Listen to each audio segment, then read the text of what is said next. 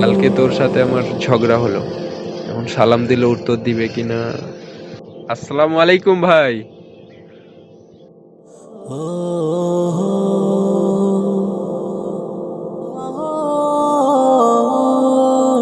আসসালামু আলাইকুম ভাই।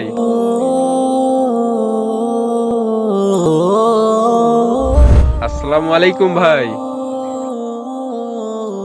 হাবিবুল্লাহ ভাই, কোথায় যাচ্ছেন? এই তো ভাই সামনের দিকে যাই।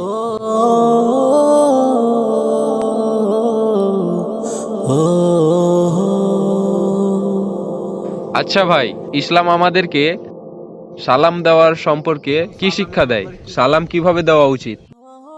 ভাই সালাম দেওয়া সুন্নাত এবং সালামের উত্তর দেওয়া ওয়াজিব।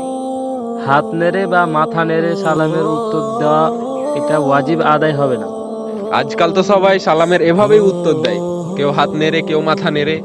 কোনো ব্যক্তি যদি সালামের উত্তর না দেয় তাহলে সে ওয়াজিব তরকের গুনাহগার হবে। না, এটা তো আসলে ঠিক না।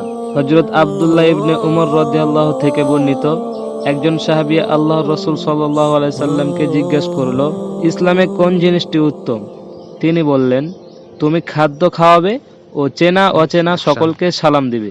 তাছাড়া সালাম আদান প্রদানের মাধ্যমে একে অপরের সম্পর্ক বৃদ্ধি পায়।